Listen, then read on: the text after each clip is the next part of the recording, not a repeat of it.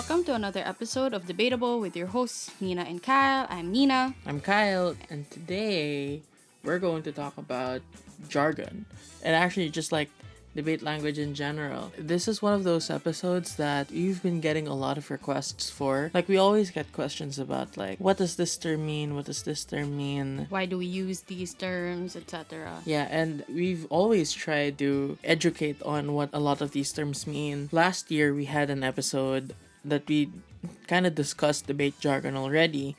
But we were saying that, like, we can't really explain all the debate jargon in any episode because, like, it always changes, right? So we said, what about let's just make an episode about language in general. And how language has evolved and how debate has ended up with its own, like, dialect of sorts, right?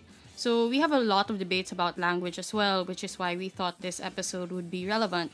And most debates is about how XYZ is portrayed, especially in media motions. So it often boils down to how things look like and how things are based on the language that it's used. Yeah, it's kind of funny because you have debates where debaters go like, you know, the academe is locked in ivory towers. No one can really understand what they mean. Like, the public cannot access this. And then proceed to say something like, my first argument is about delta P prime. Yeah. Yeah, so I feel like it's very strange. And as a debater, I don't know what I feel about debate jargon. Because on one hand, I find it amusing, and I have a tendency to use them as well, obviously. If you're part of the ecosystem, you kind of can't avoid ending up adopting the language of sorts. But my experience with it can be rather polarizing, especially since I used to travel a lot. And when I would travel, I get exposed to a lot of new jargon.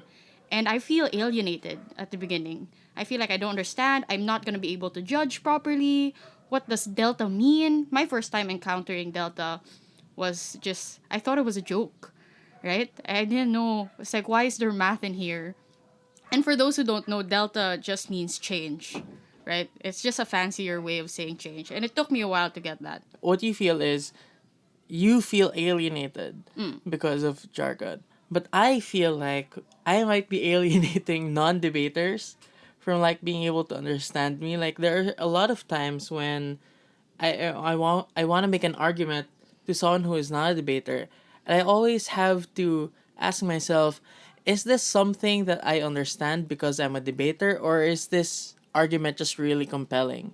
So I feel like it helps debaters be more compelling to fellow debaters, but not necessarily more compelling to non-debaters. So it depends on, like, what your priorities should be. Like, if your priority is always just to win debates, then this is where you'd probably appreciate jargon more. But if, again, it's about, like, communication to people, all people, even if they're not necessarily debaters, I think that that's where jargon gets a little bit more problematic. But I guess the question now is the use of debate jargon necessarily bad? Well, I wouldn't say it's necessarily bad. And this is because we need to start with a different premise. We think that we're all just speaking the same English. At least, Kyle and I think we're all just speaking the same English.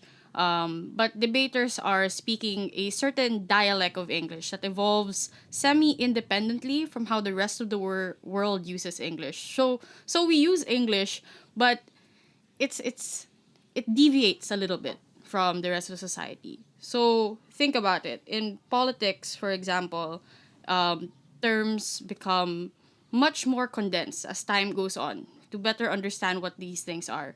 So the term polarization, it's just one word now, but it describes something so broad as a concept. It's about the divide of two different groups of people with different ideologies. And it might be so much harder to explain that concept instead of just using the term polarization. So jargon isn't necessarily bad because it serves a purpose. But the question is, does it serve the same purpose in debate? Yeah, so I get what you're saying, but, like, I suppose that English, the kind of English our language is used in politics, also moves kind of independently from what happens in poli sci.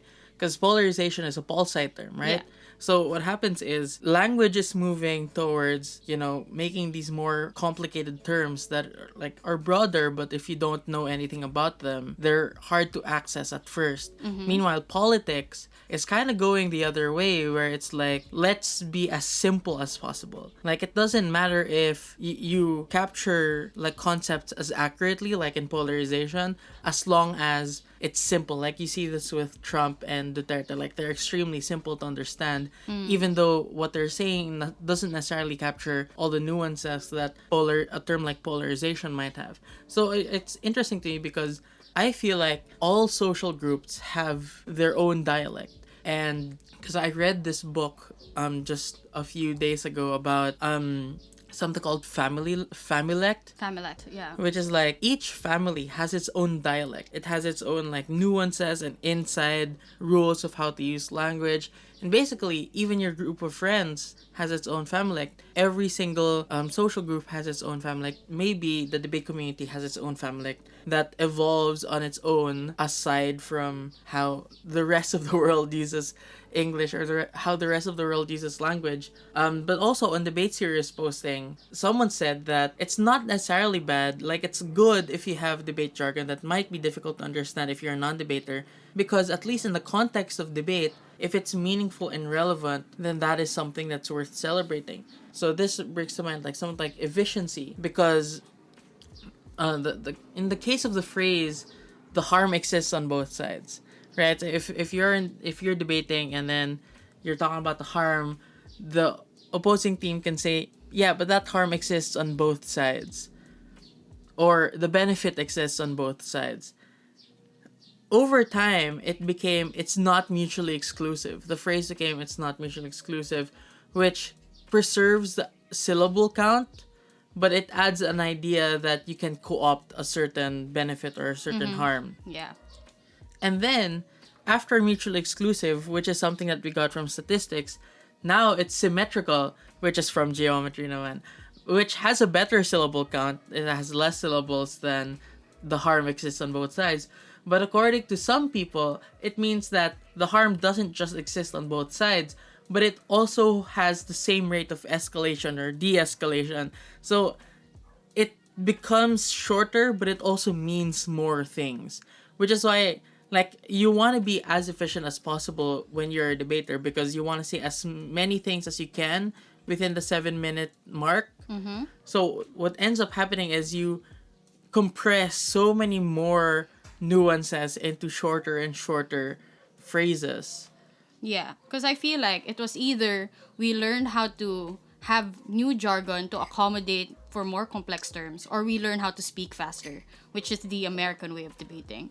So I guess either way, the baseline here is that debate jargon evolves the same way a lot of different jargon does in other groups, like internet language, for example, or even TikTok language is different from Twitter language. Like, they have their own familex, right?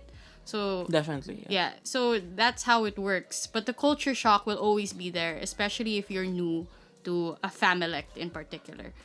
So, for example, in my opinion, I had like a culture shock, not just in the term delta, but also the term counterfactuals. Like, if you don't know what counterfactuals are in debate, that's fine. Because until now, I'm not sure what they are either. But the first time I encountered them, I didn't know what they were. I know what counter proposals are, because it's like proposing a different model or a different policy from your opponent. But a counterfactual apparently means that it's different from the fact, or the opposite of what the fact is now. So an alternate universe, like a counterfactual is an alternate universe where X didn't happen and Y happens instead. And most debates about regret, like we regret, for example, someone's presidency or whatever, for example, hypothetically, to have a counterfactual would be to reimagine a world where we didn't have X as president and had Y as president instead, or Z as president instead. So that's a counterfactual. And it took me a while to get that. And up until now, I still end up in little arguments with Kyle about what counterfactuals are. Yeah, because I remember you were asking, like, so does that mean in a policy debate it is government that has to defend the counterfactual. Yeah, if there's a proposal, I guess that proposal also serves as a counterfactual, especially if it's not status quo. And then, okay, so if in a policy debate, government says, gives a policy, that's the counterfactual. Yeah. But opposition gives a counter policy. Yeah. Is that another counterfactual? So in that case, both teams are trying to defend a counterfactual. So neither team Yeah. can say, well, you have to respond to the counterfactual. No, no, because a counterfactual is something that doesn't exist in status quo. Um, so if all just proposes status quo, then that's not a counterfactual, right? Yeah. But if opposition proposes a counter policy, Or like a new policy, then Yeah. neither side has a counterfactual, or both are counterfactuals, and therefore the use of the term is moot. neither side can say, you have to respond to the counterfactual because both of you are defending counterfactuals. Yeah, but people will use the term anyway, as we know. And that's why it's confusing and why I don't like the term counterfactual anymore. I Yeah. used to because I thought it was clever, like a lot of people who were first introduced to it, but I've left it behind. Yeah, so your example of culture shock was counterfactuals. Mine is probably deconstructives. There was a new thing in my time many years ago, around like 8 years ago or something. So in first year, I don't know, 10 years ago. Because in first year high school, a senior in the community, you know him, but I won't name drop right now. A senior in the community said something like, before I move on to my constructives, I'd first like to discuss my deconstructives. Which basically meant I'll do rebuttals now. So I used it in a speech because like, oh, deconstructives. So I have constructives. So I have deconstructives. So I used it in a speech to my coach, whose undergrad was philosophy, and he got peeved because apparently deconstructive didn't necessarily mean rebuttal. He was saying that deconstructive is an adjective. It's not a noun, right? So it means that you disassemble something. So when you're trying to deconstruct an argument, you're trying to disassemble it. You're not really You're trying to rebutting. take it down. Ah, okay. Yeah, so if you move on to your deconstructive contributions, you're not really showing why they're wrong. You're just showing the parts of the argument or something. And then years later, like 7 years later, I had a class on philosophy of language and read this dude named Derrida. And this is why my coach, being a philosophy major, was relevant because he told me later on that Derrida was one of his favorite philosophers. He was the first person to talk about deconstructivism, where it's basically like, okay, let's take a particular concept and break it down until we find the underlying assumptions behind it, and let's see if those assumptions are correct. So we have three definitions now of what deconstructive means. You have the dictionary definition of deconstruct, which is to disassemble, the philosophical definition of deconstruct, which is a form of conceptual analysis, and you have the debate definition, which apparently means rebuttal. So like, there's culture shock for me because like I don't know what anything meant anymore. And at some point I was like, why is debate jargon even used? Why can't we just use regular language? And I guess, like, for me, one of the main reasons would be efficiency. Like what we already discussed, like, in the earlier part of this podcast. Like, it's condensing complex terms into bite-sized pieces for the benefit of everyone. But mostly just for the benefit of debaters. So, that was how it is used. And I hope that's the reason people use it. But as we can see, that's not always the case, right? Sometimes we pick terms that are much longer just for the sake of sounding fancier. Like the change versus delta. Delta is 2 syllables. Yeah, exactly. Why would you choose delta? Because it sounds like much more, I guess, smarter. But that's like another reason, I guess, for choosing jargon. Yeah, so it's kind of like you want to be efficient, but you also want to have the illusion of intellect. Like I remember that TikTok we watched the other day, from woke Twitter, about woke Twitter, where it was like, we have to juxtapose the critique of modern Marxism or so like that. It doesn't make any sense. I feel like it's kind of true for debaters also. Like we can't differentiate that woke TikTok person from like a debater if we play the clip. We should probably play the clip. These conversations are intrinsically multifaceted, right? There are different angles to be looking at this from, and it's crucial to juxtapose that contrast within those realms of varying perspectives. But having these conversations is extremely, extremely vital in fundamental change, and being able to sort of step back and look at this from a bird's eye view and not just a worm's eye view. And that, of course, begs the ever aching question of whose bird is this, right? Sometimes I also feel like, aside from efficiency, sometimes trying to be associated with intellect becomes more important than efficiency of language. So you actually get a lot of these terms, you import it from different fields. So again, mutually exclusive comes from statistics. Delta is something that also came from the sciences. You brought Overton window into the Debate sphere. yeah.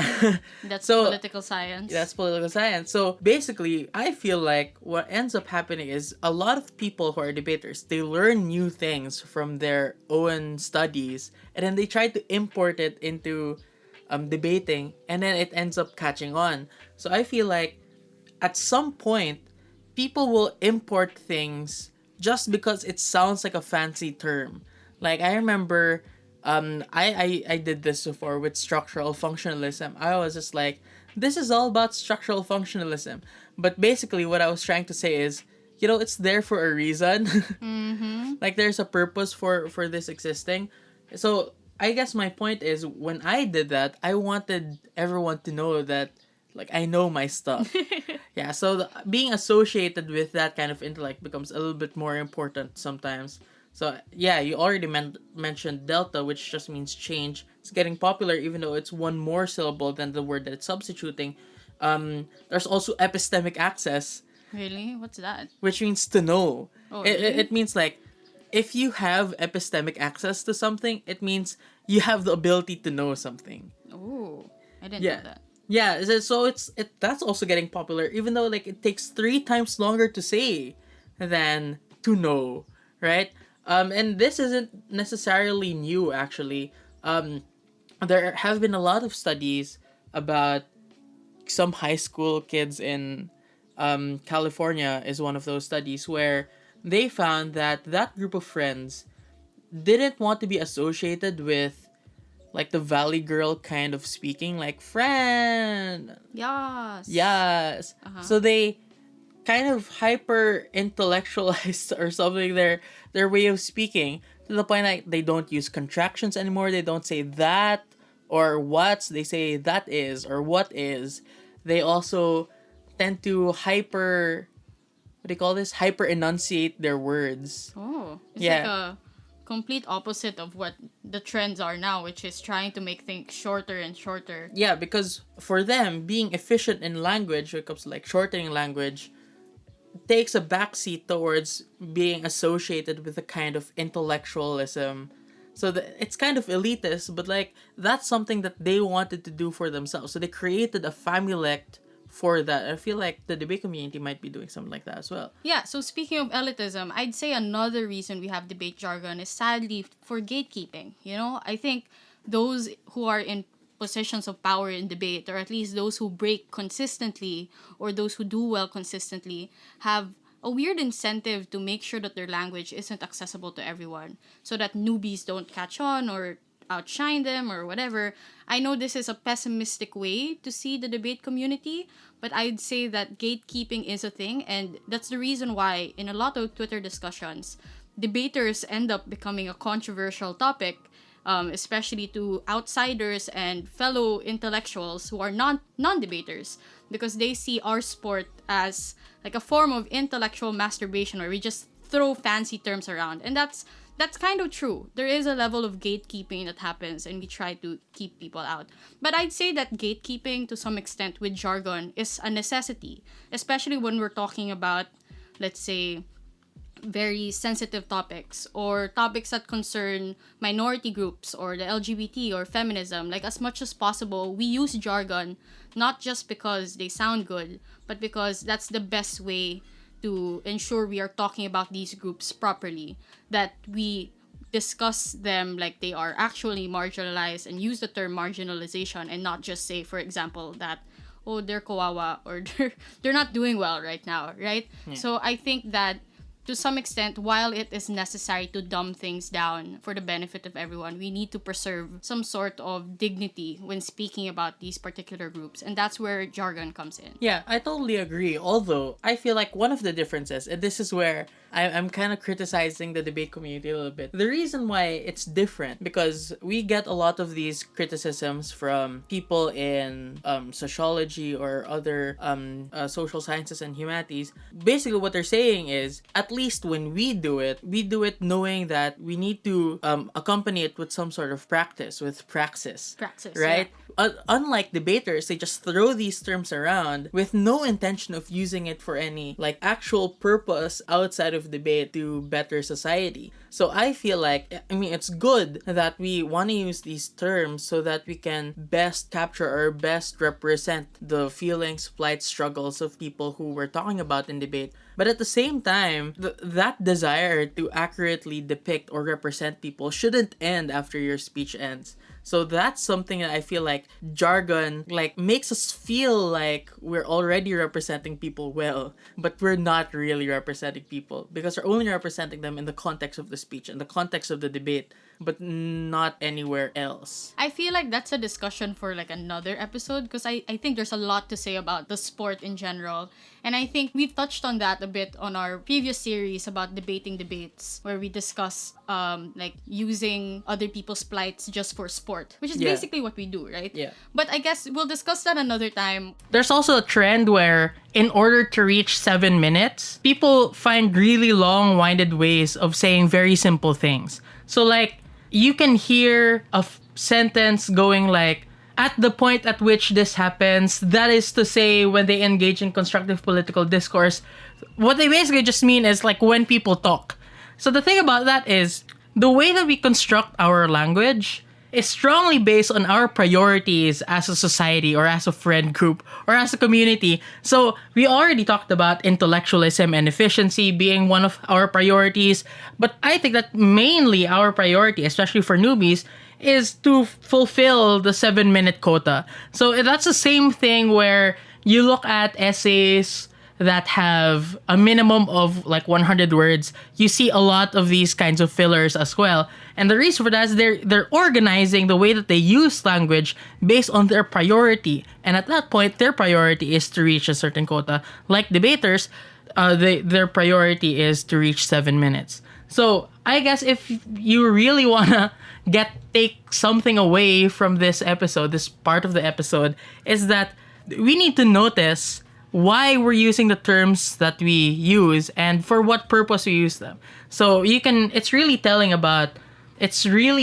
us something about our priorities as a community whenever we consciously or unconsciously choose certain terms. And speaking of terms, For now, we want to actually talk about some of the terms and give you a bit of definition for each term so that if you're new to debate or just want a refresher on debate, you can actually, join us here and learn about debate terms together Yeah, so we have a list of terms. that we get asked about a lot. Yeah, we have a list of terms. Let's just do this quickly. Okay, Nina, what is the difference between a house, a bench, and a team? Oh boy, let's go. So this is one of my pet peeves in debate, the fact that people don't know how to use the terms house, team, and bench properly. But obviously language is dynamic and I stopped being so peeved about it, but I still cringe a little when I hear it. So there is just one house in a debate. Let's start with that. So the common mistake is that you refer to teams as houses, but that's not how it works. It's not like Harry Potter where there are 4 houses in a round. It's just one house because we are trying to emulate the British parliamentary system or the Asian parliamentary system, where there's just one house and then there are different sides to that house where they discuss the merits or demerits of a particular topic. So there's just one house that includes the chair and then the teams. And then when you're talking about bench, then that's obviously government bench or opposition bench. There's also also opening bench and closing bench, but basically they have to either be horizontally on the same side or vertically on the I don't same even side. think that there should be an opening or closing bench. I don't think there I should think- be, but people yeah. use it, and I've just accepted it as it is. Yeah, you I know? feel like if you're talking about the opening, just say the opening half or the closing half, but still preserve government and opposition bench. Because like the thing about that is these people on the same side, they sit on the same bench. Yeah. Right? So you have the house and then you have benches. So how about teams? Oh, teams is fairly simple. It's the particular team itself. But in British parliamentary, it's a team of two. But in Asian parliamentary, the team and the bench are the same. You know? Yeah, because like you only have government and opposition on in Asians, but in British parliamentary you have opening gov, closing gov. yeah, I could talk about other formats and how these terms apply to those formats, like world's formats or other terms of parliamentary. But let's not delve into those things because that's a bit complicated. Okay, how about Iron Man or Iron Person? Okay, so Iron Person is the act of being in an incomplete team, and therefore you have to basically carry the weight of your other teammate and do more than one speech to fulfill all the team rules, right? So that's basically if your partner left you behind or you're not in a complete team. So this was probably based on the multi-sport marathon where Yeah, they call it the yeah. Ironman, where it's a test of your stamina. Because basically, debating more than one speech is going to be a test of your stamina. But recent years has turned it into iron personing to be more politically correct because Ironman, rather sexist as a term. And Yeah. I remember there was a UADC where we attended. I was there, like in UADC Cambodia. Yeah. We were in a council. We were in a council meeting, and someone proposed that we should say Iron Person instead of Iron Man, which I think is completely valid. But we have to remember, like the reason why it's Iron Man is because we're making a reference to the triathlon. So actually, right now we consider if you're an Asians team, and so it means 3 team members, and you only have 2 members of that team present, not the third one, they're forced to Iron Man. But that's not really accurate to the roots of the term because Iron Man literally means one person having to do 3 events. There's running, there's cycling, there's swimming. So Iron Man used to be about just one dude doing 3 speeches, but now it's just like a song, so it's incomplete. So I suppose that even if we think about like the origins of the term Iron Man, it doesn't really matter because it evolves independently anyway. And language evolves independently. Okay, next term, cannibalism. Basically, it's when you have to go against someone from the same institution. So you have to eat, basically, someone of your own blood. Yeah, basically. Why does it have to be? I don't know why they use the term cannibalism. It's just how it is. And I think other sporting events also use cannibalism. When I used to do taekwondo and I would have to fight someone in my same institution, it would be called cannibalism. as Also, well. when 2 Cobra Kai members fight in the All series. Valley. In the All Valley, that is cannibalism. There's also bin room. So bin room is basically like, okay, in order for you to make it to the octofinals, quarterfinals, etc., the final series, you need to be able to do very well in the preliminary rounds. But if you don't do that well in preliminary rounds, if you're sure that you're not gonna make it to the final series, you might end up in a bin room. The bin room means that you have no chance at all of making it to the break rounds or the final series. That's basically what a bin room means. Okay, so next is probably the difference between a knife and a shaft. They end up being used Interchangeably, right? interchangeably, but basically to knife your opening half means that you're deliberately rebutting them and responding to them, which you shouldn't do in any circumstance. So that's called a knife because you're stabbing them in the back, or I guess in the front if that was the case. But a shaft means that you're merely contradicting them. You're not actively like out for blood against them, but you may be contradicting a policy they had or a statement that they made. So that's the difference between a knife or a shaft. But basically, it's going against your opening half in BP. I feel like there was a time that shafting was the norm. Saying shaft was the norm. Like when I started in 2010, we said shaft, that's a shaft. And over time it became more like knife. Because maybe it's because the associations we have with knifing are much more intense, much more visceral. So the next one, Power match, fold, and power slide. So this these is difficult to talk about Yeah, because it's I really think- technical. I think that this should be saved for an episode on tabbing because I feel like this has a lot of discussion on why the algorithm is the way it is and why it should Alright. move forward that way. Yeah, but we can Give a just summary. breeze through it. So these three terms refer to how we make matchups. So it kind of determines who gets to go against whom. So basically, if it's power match, you will go up against teams with the same number of wins as you. So the same win record. Basically, you're in the same quote unquote bracket. So basically, it's trying to match the most powerful teams with each other. That's why it's power match. On the other hand, fold is like when you write down the bracket into a piece of paper and then you fold it in half. Basically, the top team goes against the lowest ranked team. The second ranked team go against the second lowest ranked team. So on and so forth. Yeah, so you basically cut in half, reverse the second half, and then put them next to each other. A power slide is kind of complicated, but it's a slide because you have to cut the bracket in half. Then you get the top half of the bracket and the bottom half of the bracket and put them next to each other. So you slide the two brackets next to You each other. basically slide them together. So if there are like 10 teams, then first team goes against the 6th ranked, and second goes against 7th, third goes against 8th, so on and so forth. Yeah. It's easier to understand if you're writing down like you're writing it down on a piece of paper and then you actually cut the bracket in half and then slide it next to each other. So I guess that's it for this part where we talk about like terms about the technical rules of debating. How about terms that we use in speeches? So the first one we already talked about is counterfactual. Yeah, as a summary, basically, it's just an opposite of what's happening in status quo, which I guess is another term, right? So status quo basically just means what's happening in the world now. What are things, basically? Yeah. The next one is burden. So what is a burden? So the definition of a burden is basically what you need to prove in order to get your goal. And the goal is the ultimate outcome you want in a debate. Yeah, so we've had a question about like what's the difference between a burden and a goal. A goal is the outcome that you want. Meanwhile, a burden is what you need to prove. So I don't actually agree with you that the burden is to just get to the goal. Sometimes your burden might be to prove this is how you're gonna get to the goal. But sometimes your burden might be like to prove a certain principle of or course. something like that.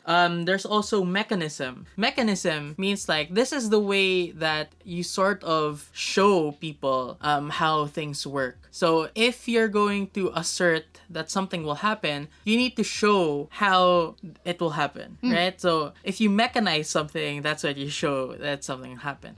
So the thing that makes those outcomes happen is the mechanism. So this is different a little bit from structural reasons. This is like Structural reasons are more inherent because mechanism means that like you have to actively do something or there's a process. Yeah. But the structural reasons might be this is just the foundation of things. This is how Yeah. things are. It's how it's built, basically. yeah, because there was a controversy about like just people just say that when something like you have structural reasons for something, it automatically makes it more compelling. But really, structural reasons refer to what's inherent in the structure.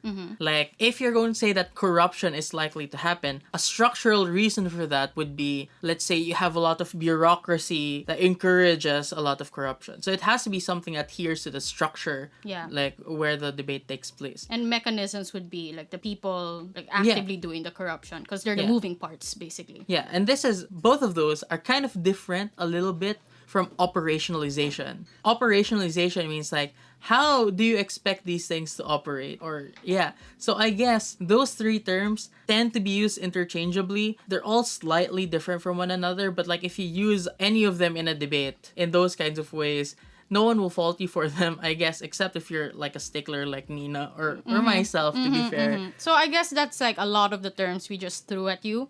And I know it can be overwhelming. So how do you cope, Kyle? Okay, if you are a newbie, okay, I feel like you just have to expose yourself to it a lot. Because, like, if it is a new dialect or a new family, a good way to learn any new language or new dialect is to interact with people who already know that dialect. It's like you can learn it through context clues or by directly asking your coaches or your peers or even your judge. So if you're a newbie, like you've never debated before, and then you enter into a debate competition, you can ask your judge, what do these terms mean? Because I was a little bit confused in the debate. And it's easy. I guess like it's really easy to get overwhelmed. This is where we wanna encourage you guys to even enter, because like remember that in a debate it's not the terms but the ideas that carry the day. So if you ever feel like you don't want to debate because you don't know the terms that other people are using, it's okay. Don't worry about other people for now. We've been there. We've certainly been there. Yeah, definitely. I'm still there sometimes. Yeah, I'm still there sometimes. Which actually, like, we could talk about boomers as well. How to cope if you're a boomer. Just re-expose yourself. That's really the main thing. You can't expect to always be in the know, especially since language always evolves. So a similar tip to the newbies,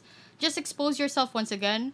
And even if you're a boomer, you should ask your judges what the definitions are. Yeah. Because you're not exempt from being lost in a debate. Yeah, we are boomers. I'm a boomer because like I left the debate community for a little bit to go to law school, and then when I come back, what Delta? Same.